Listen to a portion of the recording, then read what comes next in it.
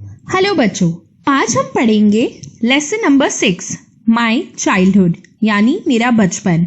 और ये कहानी है डॉक्टर एपीजे अब्दुल कलाम के बचपन की कहानी। I was born into a middle class Tamil family in the island town of Rameshwaram.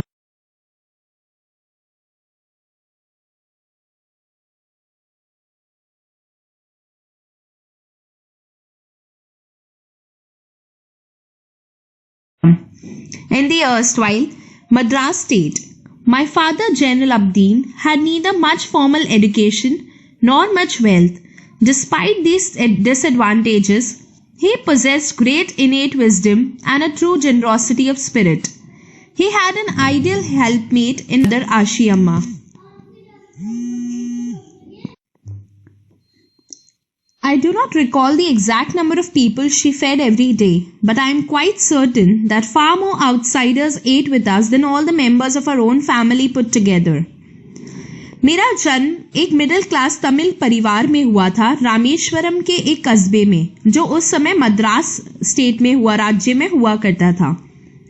मेरे पिता जैनुल अब्दीन के पास ना तो ज्यादा पढ़े लिखे थे और उनके पास ना ही ज्यादा पैसा था, पर इन सब के बावजूद वो बहुत ही समझदार थे और वो बहुत ही ज्यादा दयालु थे। उनको मेरी माँ में एक सच्चा जीवन साथी मिला, आशी अम्मा में।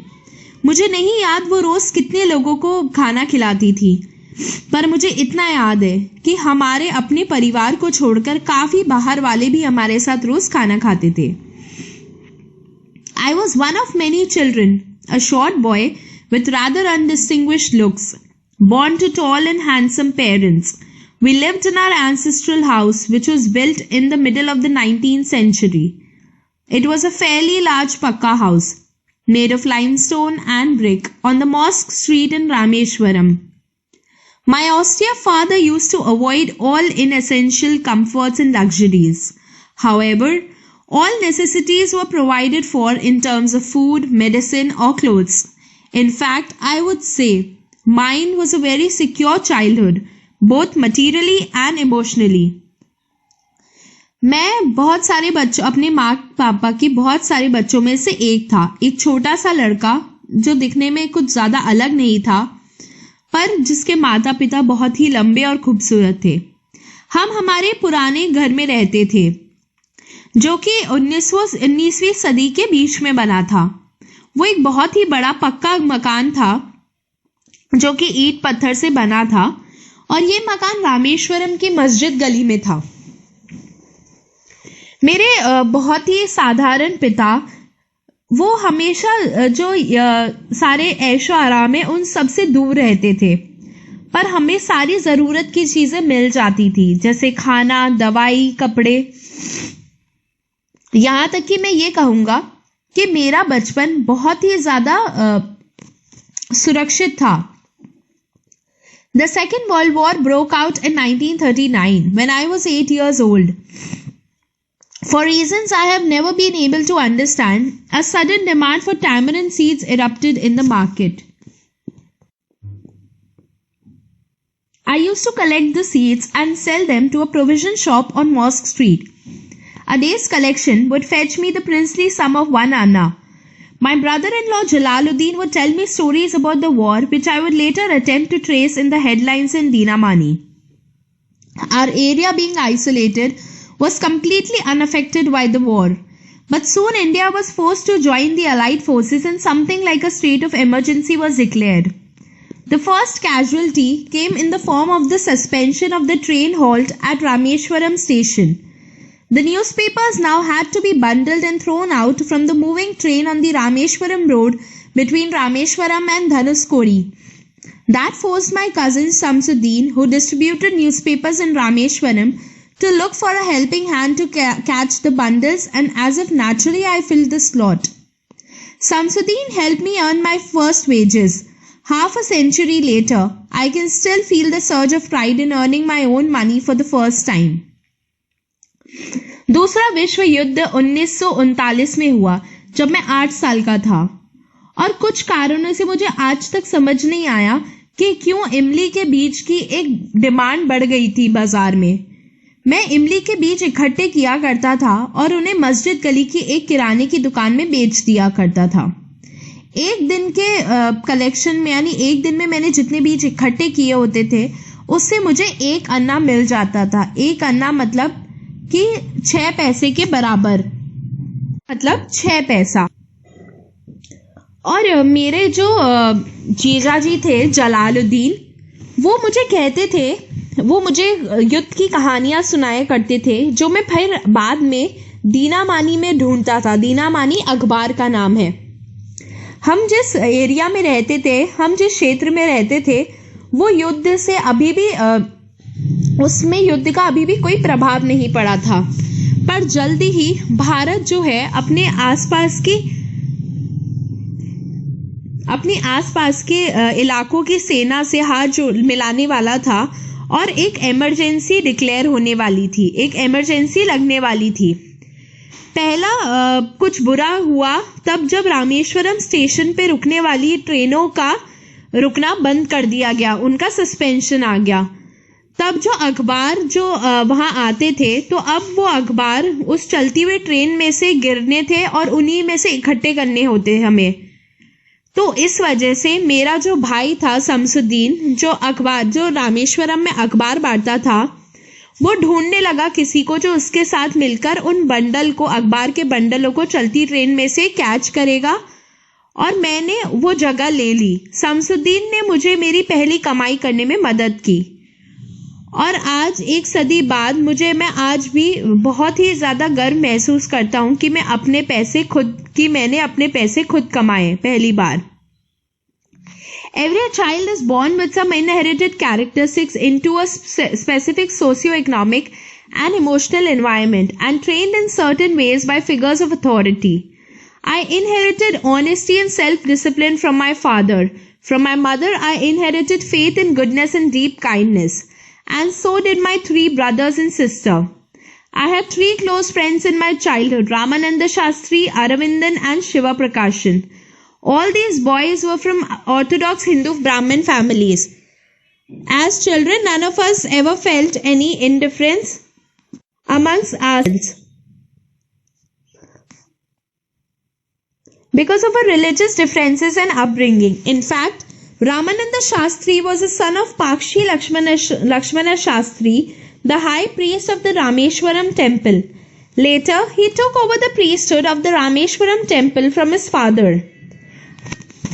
Aravindan went into the business of arranging transport for visiting pilgrims, and Shiva Prakashan became a catering contractor for the Southern Railways. हर बच्चा जब पैदा होता है तो वो अपने आसपास के समाज से कुछ ना कुछ चीज़ें उसमें बचपन से ही होती है, और हमारे जो बड़े होते हैं वो में अलग अलग तरीके से बड़ा परवरिश हमारी होती है। तो मुझे मेरे पिता से मिली उनकी ईमानदारी, उनकी सच्चाई और उनका अनुशासन, और मेरी माँ से मैंने अच्छाई में उनका विश्वास लिया और उनकी दया मिली मुझे। और ऐसा ही मेरे तीनों भाई बहनों में भी था। मेरे बचपन में 3 बहुत ही घने मित्र थे, रामानंद शास्त्री, अरविंदन और शिवा प्रकाशन। ये तीनों लड़के कट्टर हिंदू ब्राह्मण परिवारों से थे, और जब हम बच्चे थे तो हमें आपस में कभी भी ऐसा नहीं लगा कि हम सब अलग अलग हैं अपने धर्मों की वजह से। यहाँ तक रामानंद शास्त्री जो थे वो पाक्षी लक्ष्मणा शास्त्री, जो कि रामेश्वरम मंदिर के ऊंचे पूज्य सबसे बड़े पुजारी थे, उनके बेटे थे, और बाद में उन्होंने ही अपने पिता से रामेश्वरम मंदिर के पुजारी होने की गद्दी पे वो बैठे। अरविंदन जो थे वो वहाँ तीर्थ पे आने वाले लोगों के लिए ट्रांसपोर्ट का काम संभालने लगे, उसका बिजनेस किया उन्होंने। और शिवा प्रकाशन जो थे वो दक्षिण रेलवे में एक केटरिंग कॉन्ट्रैक्टर बन गए। During the annual Sri Sita Rama Kalyanam ceremony, our family used to arrange boats with a special platform for carrying idols of the Lord from the temple to the marriage site situated in the middle of the pond called Ramatirtha, which was near our house. Events from the Ramayana and from the life of Prophet were the bedtime stories my mother and grandmother would tell the children in our family. हर साल के वार्षिक श्री सीताराम कल्याणम जो समारोह था, उसमें हमारा परिवार नाव चलाने का काम करता था। जो नाव एक जगह से, जहाँ से वो मूर्तियाँ उठाकर, भगवान की मूर्तियाँ उठाकर मंदिर से, और जहाँ शादी होती उस जगह पे रखवाने का काम करते थे। और वो हमारे घर के पास ही थी वो जगह, रामतीर्थ। रामायण और मोहम्मद की जिंदगी से जुड़े हुए किस्से ही हमारे रात की कहानियां हुआ करती थी, जो मेरी माँ और मेरी दादी हम बच्चों को सुनाया करती थी। One day when I was in the 5th standard at the Rameshwaram Elementary School, a new teacher came to our class. I used to wear a cap which marked me as a Muslim, and I always sat in the front row next to Ramananda Shastri, who wore the sacred thread. The new teacher could not stomach a Hindu priest's son sitting with a Muslim boy. In accordance with our social ranking, as the new teacher saw it, I was asked to go and sit on the back bench. I felt very sad, and so did Ramananda Shastri. He looked utterly downcast as I shifted to my seat in the last row. The image of him weeping when I shifted to the last row left a lasting impression on me. एक दिन जब मैं 5वीं कक्षा में था, रामेश्वरम की elementary school में, वहाँ एक नए टीचर हमारी क्लास में आए। मैं एक टोपी पहनता था जिससे ये पता चलता था कि मैं मुस्लिम हूँ, और मैं हमेशा आगे बैठता था रामानंद शास्त्री के बगल में, जो जनेऊ पहनते थे। नए टीचर से ये बात पची नहीं कि एक हिंदू पुजारी का बेटा एक मुस्लिम लड़के के साथ बैठा है, और इसलिए उन्होंने मुझसे कहा कि मैं जाकर पीछे बैठ जाऊं। मुझे बहुत बुरा लगा, और रामानंद शास्त्री को भी। उसे बिल्कुल नीच जाति जैसा महसूस हुआ जब मैं पीछे जाकर बैठ गया। उसका रोता हुआ चेहरा जब मैं आखिरी रो में बैठा, उसने मेरे दिल पे गहरा प्रभाव डाला। After school we went home and told our respective parents about the incident. Lakshmana Shastri summoned the teacher and in our presence told the teacher that he should not spread the poison of social inequality and communal intolerance in the minds of innocent children. He bluntly asked the teacher to either apologize or quit the school and the island. Not only did the teacher regret this behavior, but the strong sense of conviction Lakshmana Shastri conveyed ultimately reformed this young teacher. School के बाद हम लोग घर गए और अपने अपने माता पिता को इस बारे में बताया। लक्ष्मणा शास्त्री ने उस टीचर को बुलवाया और हमारी मौजूदगी में उस टीचर से कहा कि उसे ये भेदभाव के और धर्म अधर्म की का जहर हम मासूम बच्चों के दिमाग में नहीं फैलाना चाहिए। उन्होंने उन टीचर को कहा कि या तो माफ़ी मांगे या स्कूल छोड़ दे और ये कस्बा भी छोड़ दे। ना सिर्फ उस टीचर ने अपनी गलती की माफ़ी मांगी, बल्कि जिस तरीके से लक्ष्मणा शास्त्री ने अपनी बात रखी, उसने उस टीचर को बिल्कुल बदल दिया। On the whole, the small society of Rameshwaram was very rigid in terms of the segregation of different social groups. However, my science teacher Siva Subramania Iyer, though an orthodox Brahmin with a very conservative wife, was something of a rebel. He did his best to break social barriers so that people from varying backgrounds could mingle easily.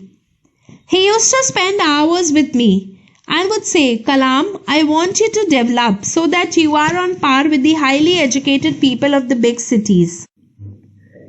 पर पूरा अगर शहर की बात करें तो रामेश्वरम का छोटा सा समाज जो था वो बहुत ही अडिग था कि कैसे लोगों का बंटवारा होना चाहिए उनके धर्म के मुताबिक।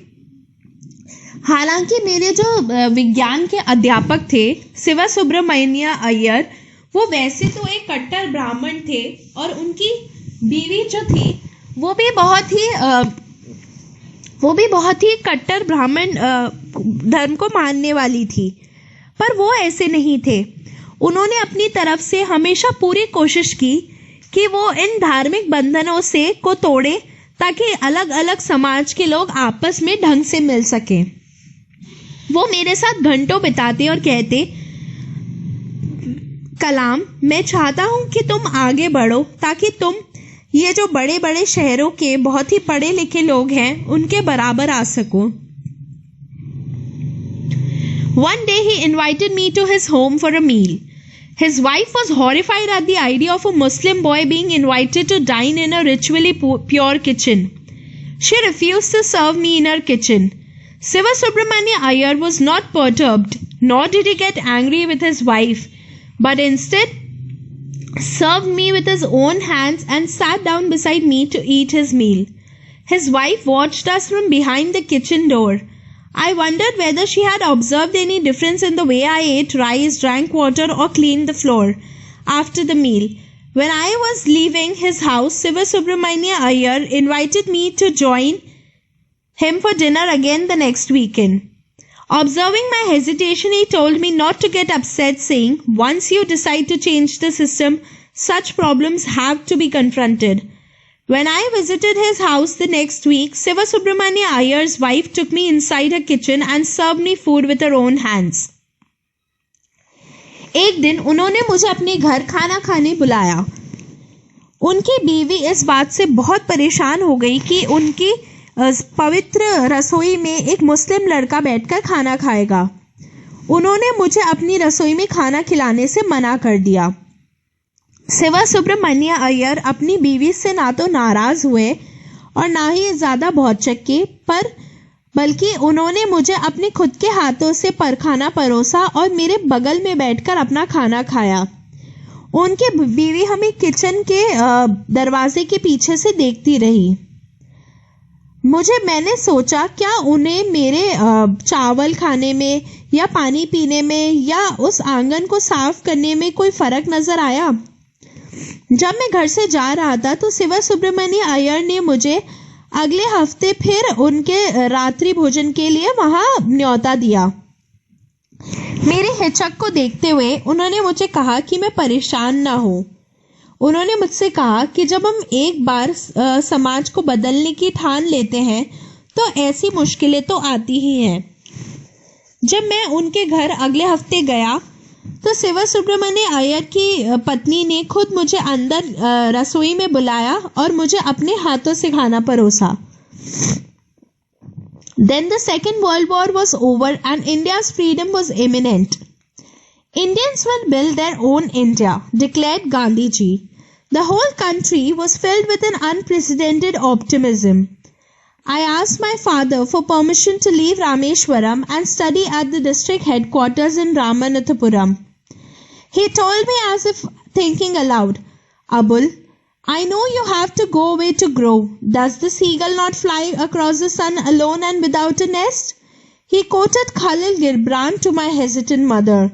"Your children are not your children. They are the sons and daughters of the life's longing for itself. They come through you, but not from you. You may give them your love, but not your thoughts, for they have their own thoughts." फिर दूसरा विश्व युद्ध खत्म हो चुका था और भारत को आजादी मिल गई थी। गांधी जी ने कहा कि अब भारतीय खुद अपना भारत बनाएंगे। पूरे देश में एक अलग ही तरह का माहौल था। मैंने मेरे पिता से इजाजत मांगी कि मैं रामेश्वरम छोड़कर रामनाथपुरम में जाकर पढ़ूं। उन्होंने मुझसे कहा, "अबुल, मैं जानता हूं कि तुम्हें आगे बढ़ने के लिए दूर जाना जरूरी है। क्या एक पक्षी आसमान में अकेले उड़कर नहीं जाता उस सूरज से बहुत दूर और अपने घोंसले से बहुत दूर?" उन्होंने अब मेरी माँ की हिचक को देखते हुए खालिल गिब्रान के शब्दों में कहा, तुम्हारे बच्चे नहीं हैं। वो जिंदगी के अपने बेटे और बेटी हैं। वो तुमसे आते हैं पर वो तुम नहीं हैं।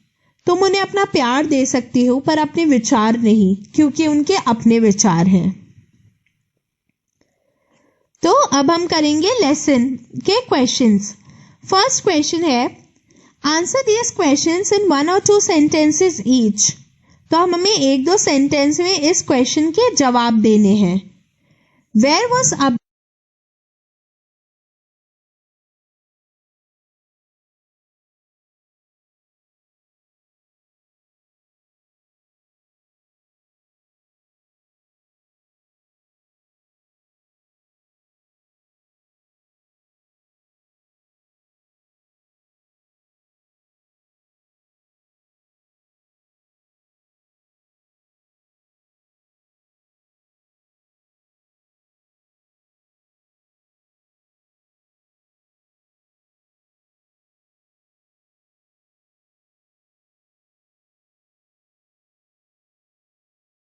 अब्दुल कलाम्स हाउस।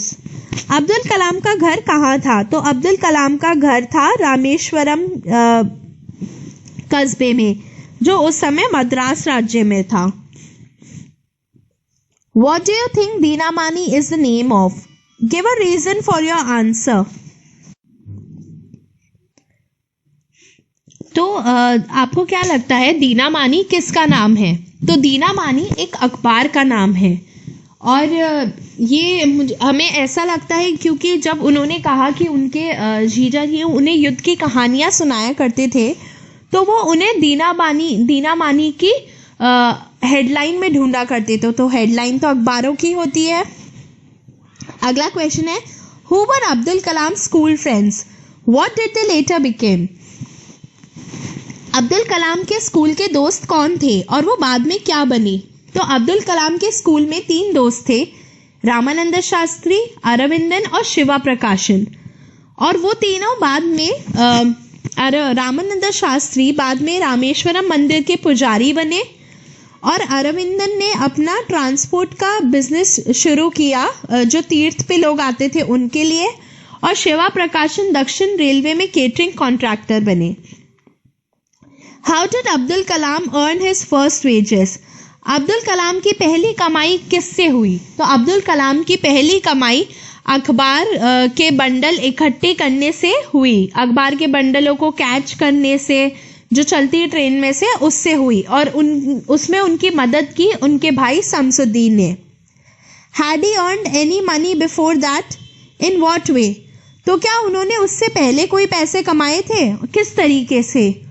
तो जब दूसरा विश्व युद्ध शुरू हुआ 1939 में, तब अचानक से बाजार में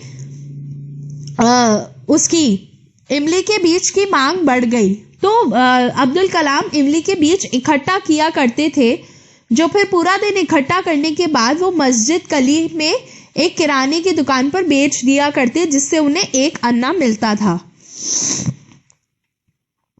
question 2. Answer each of these questions in a short paragraph. 1. How does the author describe his father, his mother, himself? तो इन क्वेश्चंस का जवाब हमें एक शॉर्ट पैराग्राफ में देना है। तो ऑथर अपने आप को मतलब अब्दुल कलाम अपने पिता को कैसे बताते हैं, उनके बारे में क्या क्या बताते हैं, उनकी माँ के बारे में और खुद के बारे में। तो अपने पिता के बारे में वो बताते हैं कि उनके पिता बहुत ही साधारण आदमी थे। वो ना तो ज़्यादा पढ़े लिखे थे और उनके पास ना ही ज़्यादा पैसे थे, पर फिर भी वो ये विश्वास रखते थे, पर फिर भी वो उनमें बहुत ही ज़्यादा समझ थी और वो दिल से बहुत ही दयालु थे। वो ये भी कहते हैं कि वो सारी ऐशो आराम की चीज़ों से दूर रहते थे, पर उन्होंने कभी भी ज़रूरत की चीज़ें में कमी नहीं पड़ने दी अपने बच्चों के लिए, जैसे कि कपड़े, दवाई और खाना। और उनकी माँ के बारे में वो कहते हैं कि उनकी माँ जो थी वो बहुत ही ज़्यादा दयालु थी। उनके अंदर बहुत ही दया भाव था। उन्हें नहीं पता कि वो रोज़ कितने लोगों को खाना खिलाती थी, पर उन्हें इतना पता है कि उनके घर में उनके घर वालों को छोड़कर बहुत बाहर वाले भी रोज़ खाना खाया करते थे। तो ये था उनकी माँ के बारे में। और उन्होंने खुद के बारे में कहा कि 3 भाई बहनों में मैं भी एक बच्चा था जो बहुत ही छोटा था। मैं एक छोटा लड़का था जो दिखने में ना ज़्यादा कुछ अलग नहीं था, पर मेरे माँ बाप दोनों लंबे और बहुत ही खूबसूरत थे।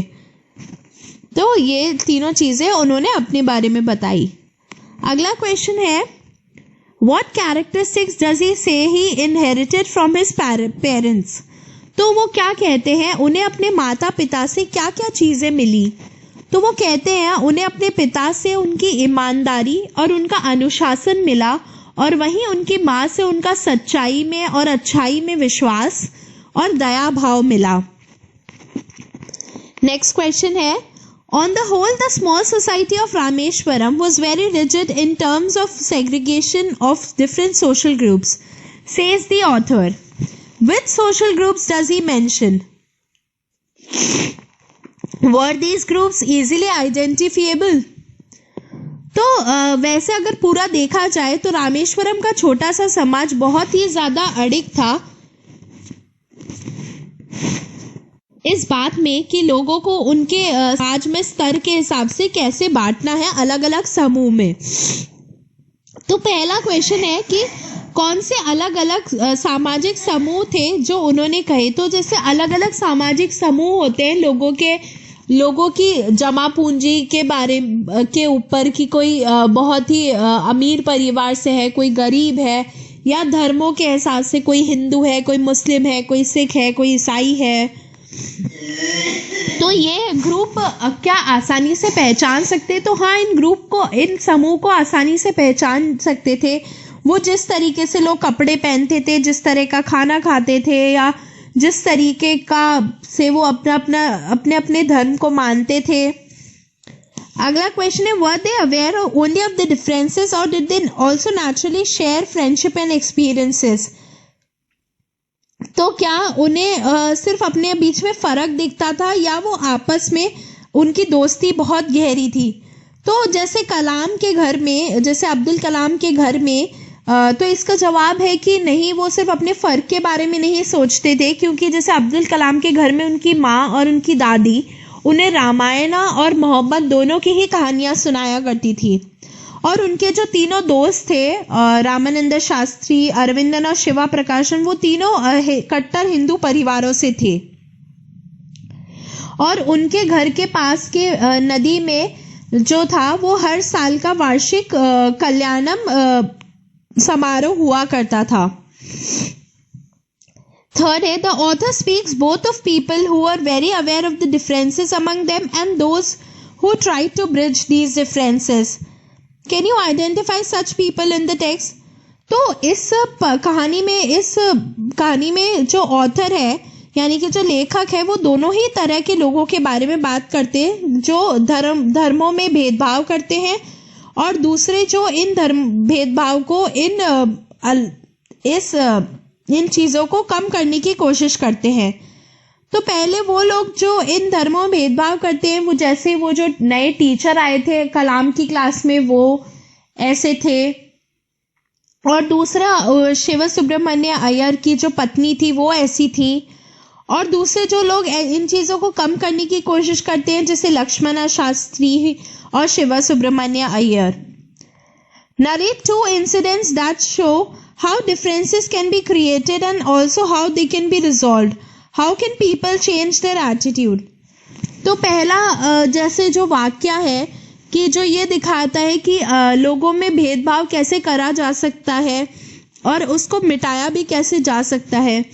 तो पहला होगा, जैसे जो नया टीचर आया था उन्होंने कलाम से कहा कि वो पीछे जाकर बैठ जाए क्योंकि वो मुस्लिम थे और उन्होंने टोपी लगा रखी थी, और आगे रामानंद शास्त्री को इसलिए बैठने दिया क्योंकि वो ब्राह्मण थे। तो इस तरीके से भेदभाव होता है। और इस भेदभाव को मिटाया कैसे? जैसे लक्ष्मण शास्त्री ने उनसे बात की, उन्हें समझाया, और इस तरीके से वो टीचर का व्यवहार बिल्कुल बदल गया।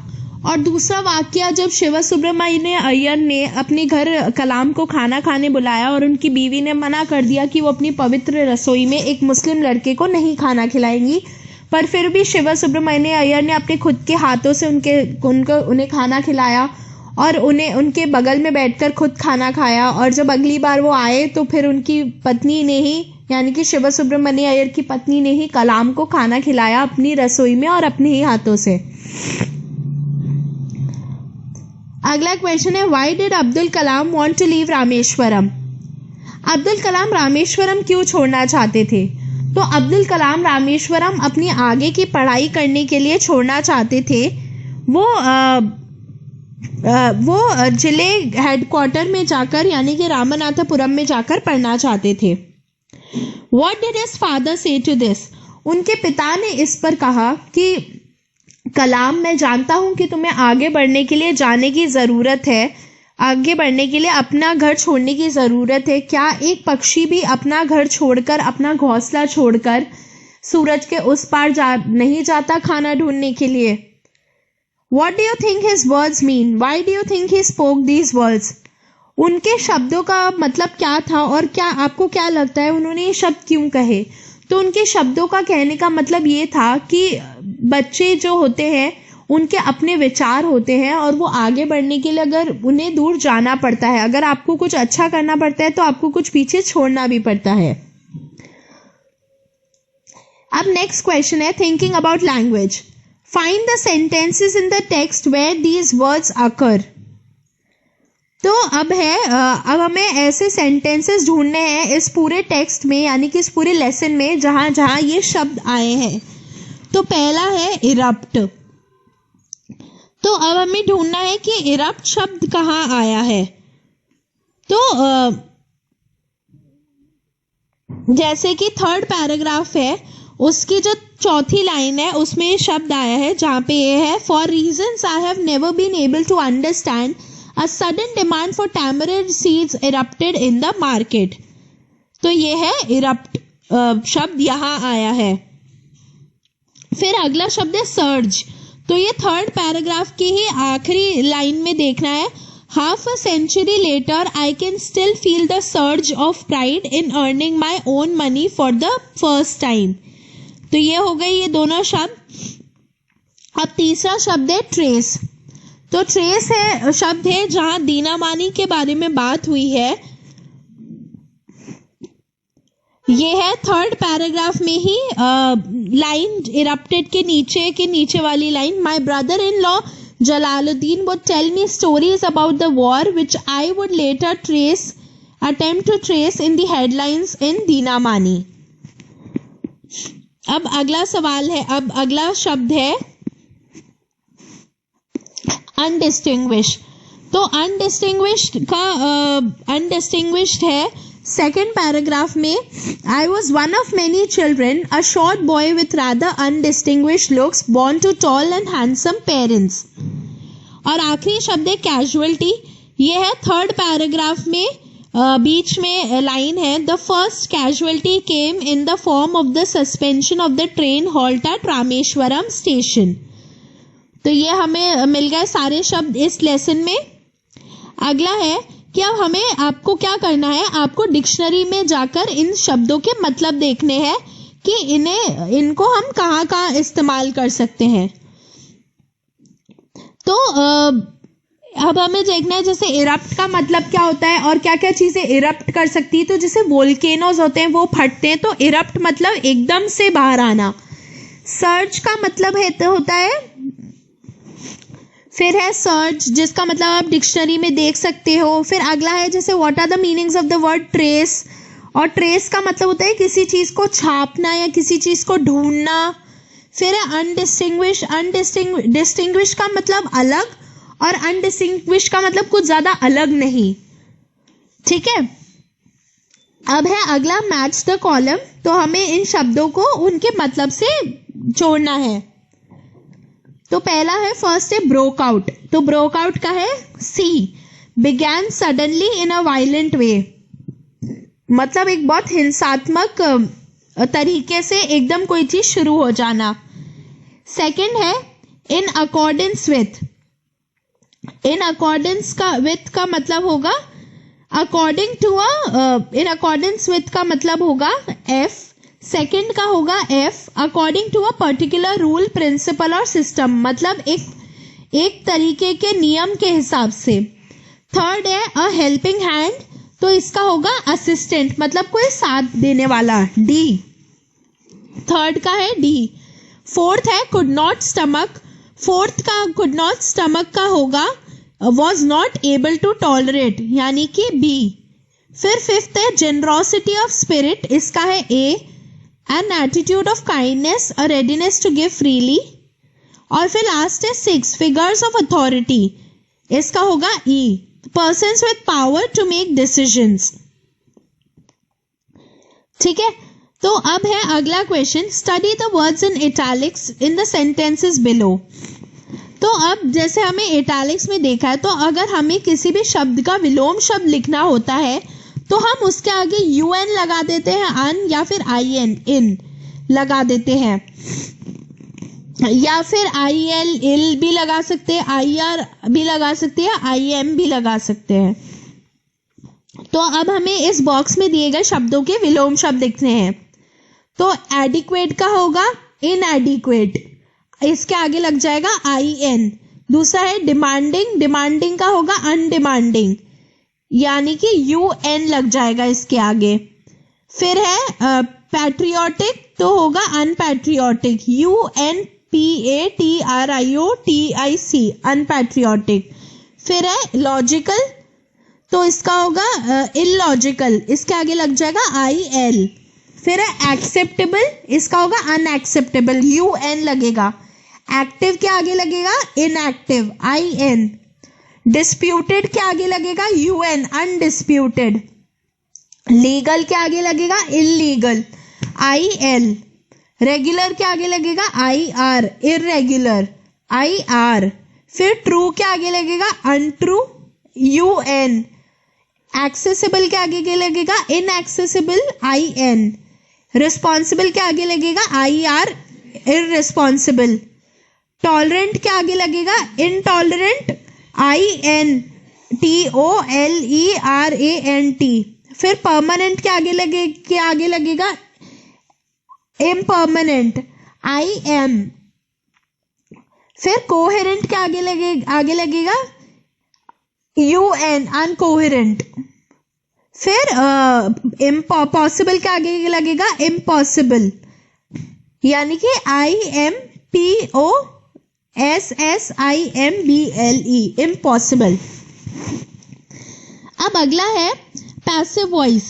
तो अब हमें ये जो नीचे फोर्थ में देखना, आप जो सेंटेंसेस दिए गए हैं नीचे, इनको हमें पैसिव वॉइस में चेंज करना है। तो है in yesterday competition the prizes were given away by the principal, were given away by the principal. फिर सेकेंड है in spite of financial difficulties the labourers paid on time, PAID, paid on time. Third है on Republic Day vehicles were not allowed beyond this point, WERENOT, not ALLOWED, not allowed beyond this point. Second hand books are bought and sold on the payment every Saturday, यानी कि are second hand books are ARER BOUGHT bought, AND and SOLD sold. फिर है elections to the Lok Sabha are held every 5 years, ARER HELD held. फिर है our national anthem was composed by Rabindranath Tagore, was WAS was COMPOSED composed BY by।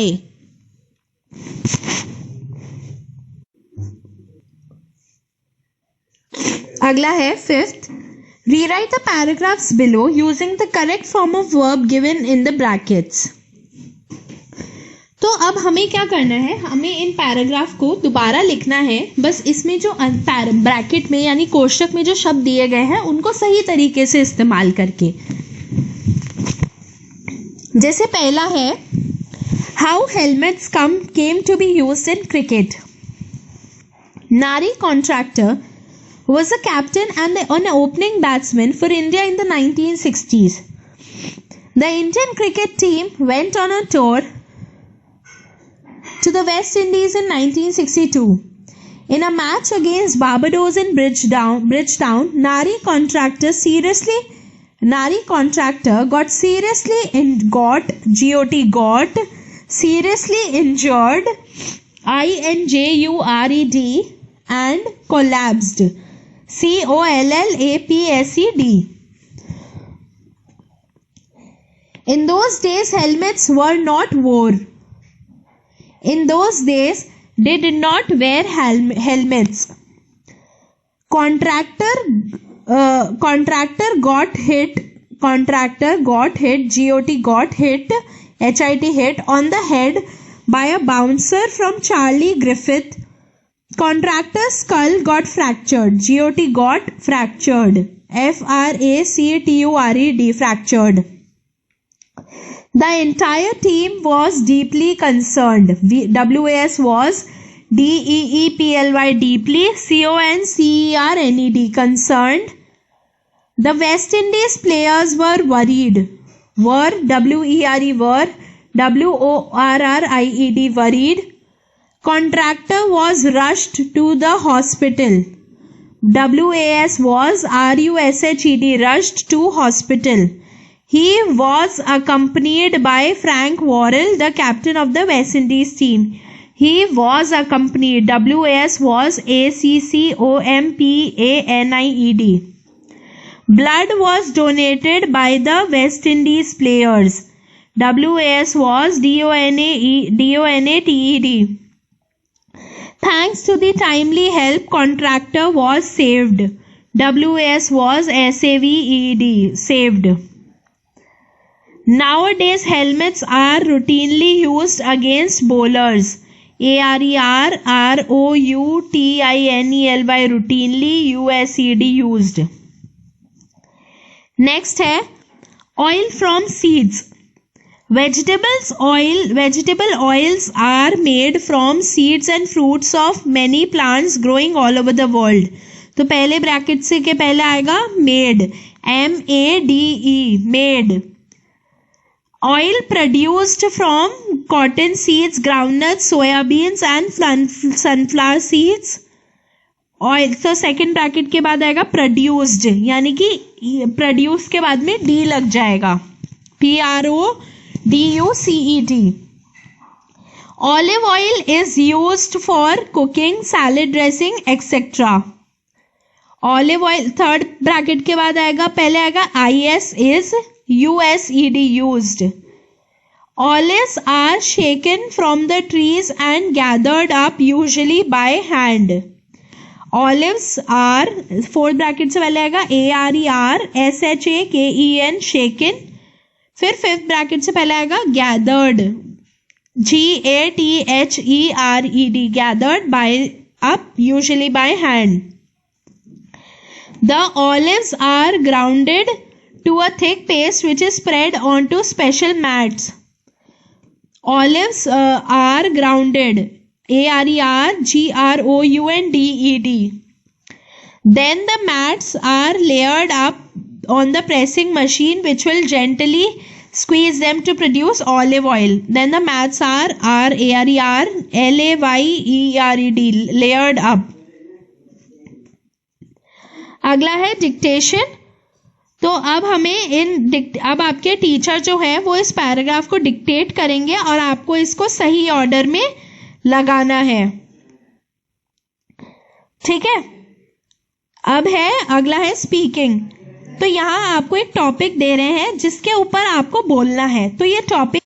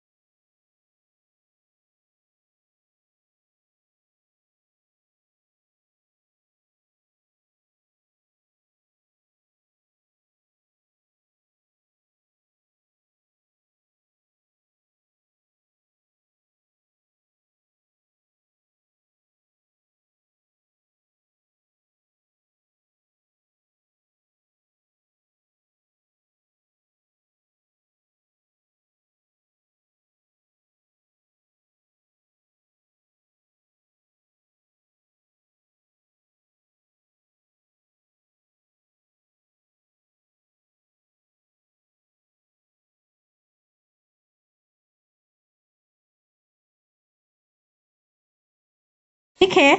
Career building is the only goal of education. मतलब पढ़ाई का इकलौता गोल यही है कि career बन जाए, या फिर getting a good job is more important then being a good human being. मतलब एक अच्छे इंसान से कहीं ज़्यादा ज़रूरी है एक अच्छी नौकरी मिलना. तो अब आपको इसके बारे में अपने अपने विचार रखने हैं अपने टीचर के सामने. अगला है writing. Think and write a short account of what life in Rameswaram in the 1940s must have been like. तो अब आपको सोचकर ये लिखना है कि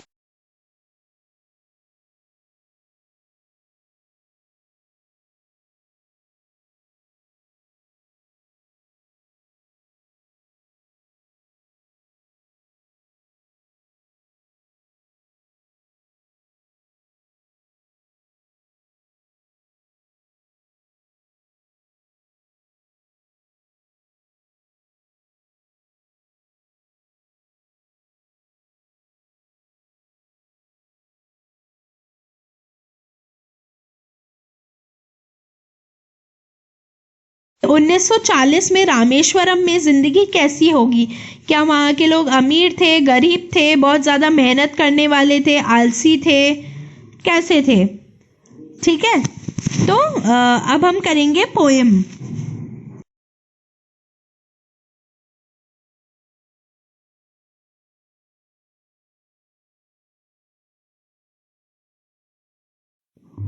तो इस पोएम का नाम है नो मैन आर फॉरेन, मतलब कि कोई भी आदमी या कोई भी इंसान किसी दूसरे देश का नहीं है, यानी कि सब जैसे हैं और सब एक ही जगह के हैं।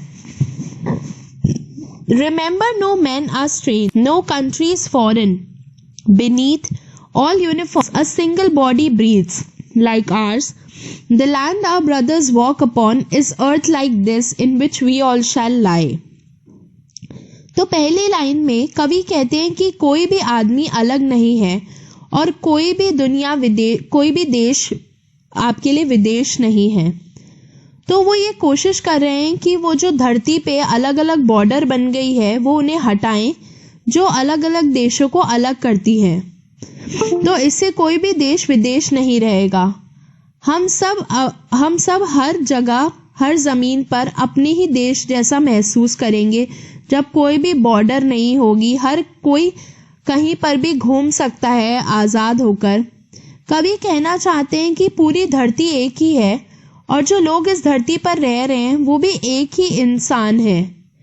फिर वो कहते हैं कि जो ये सोल्जर, जो हमारे सैनिक, जो ये वर्दी पहनते हैं अलग अलग देश के, वो इंसान भी तो एक ही है।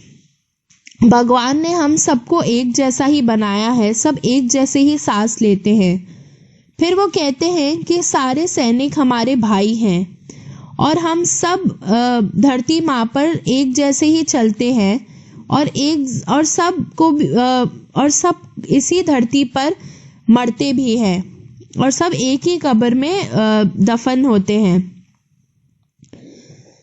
They too aware of the sun and air and water are fed by peaceful harvest, by war's long winter starved. Their hands are ours and in their lines we read a labor not different from our own.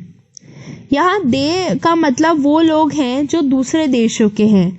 हम उन्हें foreigner बोलते हैं और उनके साथ भेदभाव करते हैं और उनसे लड़ते भी हैं। कवि कहते हैं कि प्रकृति ने हर किसी को बहुत कुछ दिया है। हर किसी को धूप मिलती है, हवा मिलती है, पानी मिलता है, उतना ही जितना हमें मिलता है। इसका मतलब भगवान ने लोगों के बीच में फर्क नहीं किया।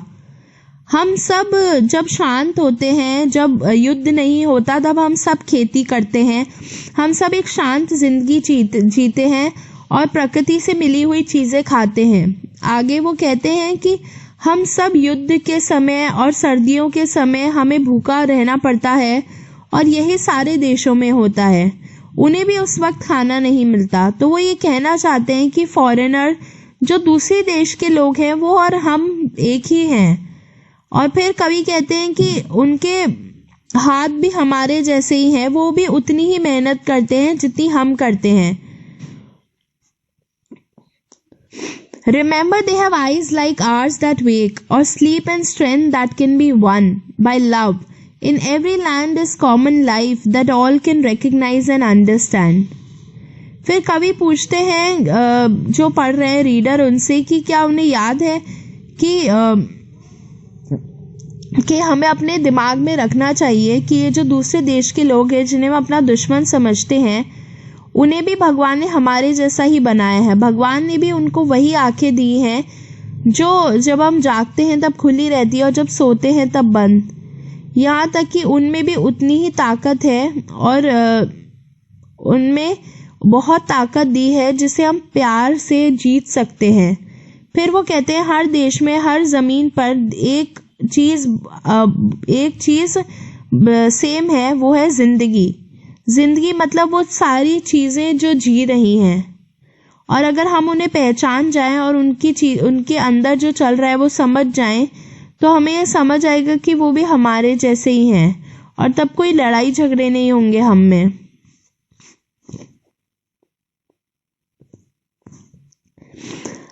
फिर है it is the human earth that we defile. It let us remember whenever we are told to hate our brothers, it is ourselves that we shall dispossess between them. Remember, we who take arms against each other.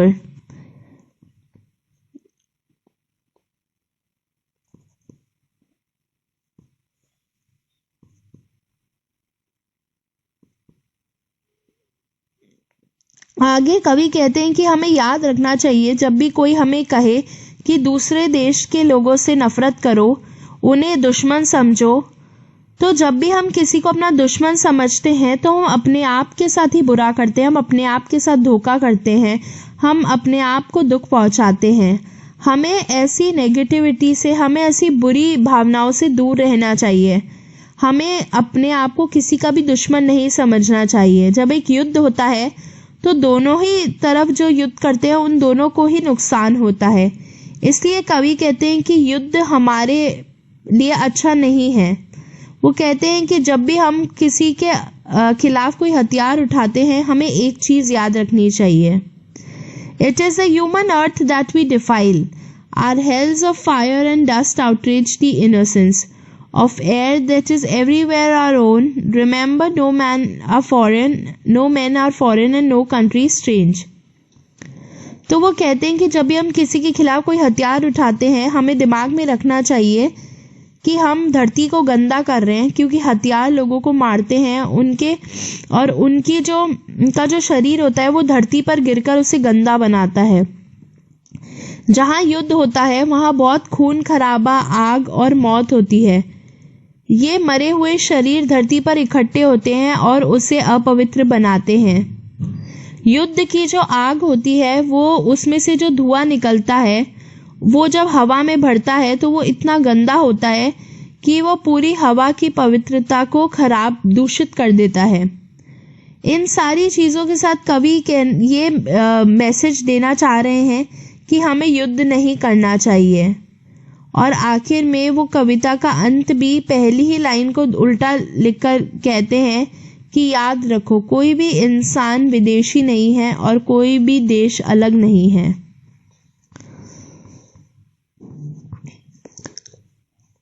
तो अब हम करेंगे question answer. पहला question है, beneath all uniforms what uniforms do you think the poet is speaking about. तो beneath all, आपको क्या लगता है कौन सी वर्दी की बात यहाँ कवि कर रहे हैं. तो कवि बात कर रहे हैं वो अलग अलग वर्दियाँ और वो अलग अलग कपड़े जो अलग अलग देश के लोग पहनते हैं, पर उनके अंदर तो जो शरीर है इंसान का वो तो एक ही है. दूसरा है, कवि क्या, how does the poet suggest that all people on earth are same. कवि कैसे बताते हैं कि धरती पे सारे लोग एक जैसे हैं. कवि कहते हैं कि अलग अलग कपड़ों के पीछे एक ही इंसान, एक ही शरीर तो सांस ले रहा है और हर जगह जमीन भी तो एक ही है. Question 2, in stanza 1 find 5 ways in which we all are alike. Pick out the words. तो स्टैंजा 1 में कवि 5 तरीके बताते हैं जिसमें हम सब एक जैसे हैं. तो पहले स्टैंजा में कवि कहते हैं कि हम सबके एक जैसा शरीर है, हम सब एक जैसे कपड़े पहनते हैं, एक ही धरती पर चलते हैं और आखिरकार हर इंसान एक जैसा है. Question 3, how many common features can you find in stanza 2. तो आपको स्टैंजा 2 में क्या क्या कॉमन चीज़ें दिखाई देती है अलग अलग देश के लोगों में. पहला है सूरज, दूसरा है हवा, तीसरा है पानी, चौथा है कि अपने आप को जिंदा रखने के लिए उगाए जाने वाला खाना, और हाथ, आंखें, ये सब एक जैसी हैं. Question 4, whenever we are told to hate our brothers, when do you think this happens? Why? Who tells us? Should we do as we are told at such times? What does the poet say? तो आपको क्या लगता है कौन है वो लोग जो हमें बताते हैं कि हमें अपने भाइयों से नफरत करनी चाहिए? क्या हमें वैसा करना चाहिए जैसा हमें लोग कहें? कभी कभार कुछ स्वार्थी लोग मासूम लोगों को भड़काते हैं कि वो दूसरे लोगों का दूसरे लोगों को परेशान करें, वो अपने फायदे के लिए ऐसा करते हैं। तो जो आम आदमी होता है उसे समझ नहीं आता कि वो किस चालाकी से उनसे दूसरे इंसानों से नफरत करवा रहे हैं। वो उनसे कहते हैं कि दंगे करो, तो कवि कहते हैं कि किसी को भी दूसरों की सलाह नहीं माननी चाहिए बिना उस पर सोच विचार करे। इसलिए कवि बार बार कहते हैं कि उनमें और विदेशियों में कोई फर्क नहीं है, पूरी दुनिया में लोग एक जैसे हैं। तो ये था हमारा लेसन नंबर 6। तो इस पोएम का नाम